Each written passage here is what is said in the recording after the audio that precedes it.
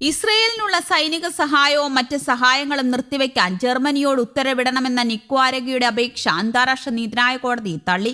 ഇസ്രയേലിന് ആയുധങ്ങളും പിന്തുണയും നൽകി ജർമ്മനി വംശഹത്യയെ സഹായിക്കുകയാണെന്ന് നിക്കരാഗ്വ ചൂണ്ടിക്കാട്ടി. ഗാസയിലെ UN സഹായ ഏജൻസിക്ക് ധനസഹായം പുതുക്കാനും ജർമ്മനിയോട് ഉത്തരവിടണമെന്നും ആവശ്യപ്പെട്ടു. എന്നാൽ ഇത്തരമൊരു ഉത്തരവ് പുറപ്പെടുവിപ്പിക്കുന്നതിനുള്ള നിയമവ്യവസ്ഥ പാലിച്ചിട്ടില്ലെന്ന് ചൂണ്ടിക്കാട്ടിയാണ് അപേക്ഷ തള്ളിയത്. അതേസമയം ഗാസയിലെ അവസ്ഥകളിൽ അതീവ ഉത്കണ്ഠയുണ്ടെന്ന് കോടതി പറഞ്ഞു. മധ്യഗാസയിലെ അൽ സഹറയിൽ ഇസ്രയേൽ നടത്തിയ ആക്രമണത്തിൽ 2 പേർ കൊല്ലപ്പെട്ടു. നുസ്രത്ത് ക്യാമ്പിന് നേരെ സൈന്യം വെടിയുതിർത്തു. ഗാസയിൽ പലസ്തീൻ അഭയാർത്ഥികൾക്കായുള്ള UN ഏജൻസിയുടെ 182 ജീവനക്കാർ കൊല്ലപ്പെട്ടതായി മേധാവി ഫിലിപ്പ് ലസാരിനി പറഞ്ഞു. ഏജൻസിയുടെ 160 കെട്ടിടങ്ങളും തകർന്നു. ഇവിടെ അഭയം പ്രാപിച്ച 400 പേർ കൊല്ലപ്പെട്ടതായും അദ്ദേഹം പറഞ്ഞു.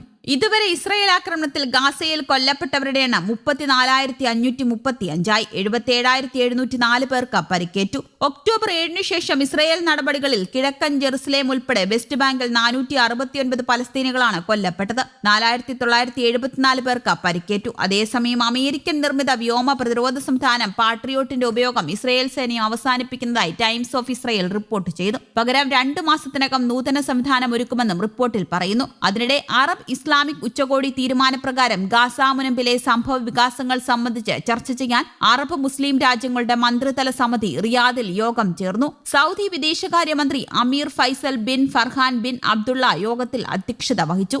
സൗദിക്ക് പുറമെ ജോർദാൻ, ഈജിപ്ത്, തുർക്കി വിദേശകാര്യമന്ത്രിമാരും Qatar Palestine Authority Organisation of Islamic Cooperation എന്നിവയുടെ ഉദ്യോഗസ്ഥരും യോഗത്തിൽ പങ്കെടുത്തു. പലസ്തീനികൾക്കെതിരായ യുദ്ധകുറ്റങ്ങൾക്ക് മറുപടിയായി ഇസ്രയേലിൽ മേൽ ഫലപ്രദമായ ഉപരോധം ഏർപ്പെടുത്താൻ അന്താരാഷ്ട്ര സമൂഹം തയ്യാറാവണമെന്ന് യോഗം ആവശ്യപ്പെട്ടു. അന്താരാഷ്ട്ര നിയമങ്ങളുടെയും മാനുഷിക നിയമങ്ങളുടെയും ലംഘനത്തിനും ഗാസയിലും അധിനിവേശ വെസ്റ്റ് ബാങ്കിലും അവർ ചെയ്യുന്ന യുദ്ധക്കുറ്റങ്ങൾക്കും മറുപടിയായി രാജ്യത്തേക്കുള്ള ഇസ്രയേലിൽ നിന്നുള്ള ആയുധ ഇറക്കുമതി നിർത്തലാക്കുന്നതുൾപ്പെടെയുള്ള നടപടികൾ സ്വീകരിച്ച് ഫലപ്രദമായ ഉപരോധം ഏർപ്പെടുത്തണം. യുദ്ധക്കുറ്റത്തിന് ഇസ്രയേൽ ഉദ്യോഗസ്ഥരെ ഉത്തരവാദികളാക്കാൻ അന്താരാഷ്ട്ര നിയമ ഉപകരണങ്ങൾ സജീവമാക്കേണ്ടതിന്റെ ആവശ്യകതയും ഈ കുറ്റകൃത്യങ്ങളെക്കുറിച്ചും കുടിയേറ്റ ഭീകരത അവസാനിപ്പിക്കേണ്ടതിന്റെയും അതിനെതിരെ വ്യക്തവും ഉറച്ചതുമായ നിലപാടുകൾ സ്വീകരിക്കേണ്ടതിന്റെ ആവശ്യകതയെക്കുറിച്ചും മന്ത്രിമാർ ഊന്നിപ്പറഞ്ഞു. പലസ്തീനികളുടെ അവരുടെ പൂർവിക പ്രദേശങ്ങളിൽ നിന്ന് കുടിയിറക്കാനുള്ള ശ്രമങ്ങൾ നിരസിച്ചുകൊണ്ട് ദ്വിരാഷ്ട്ര പരിഹാരം മുന്നോട്ട് കൊണ്ടുപോകാനുള്ള വഴികൾ ചർച്ച ചെയ്തു. 1967 ജൂൺ 4 കിഴക്കൻ ജെറുസലേം തലസ്ഥാനമായ അതിർത്തിയിൽ പലസ്തീൻ രാഷ്ട്രം അംഗീകരിക്കുന്നതിനും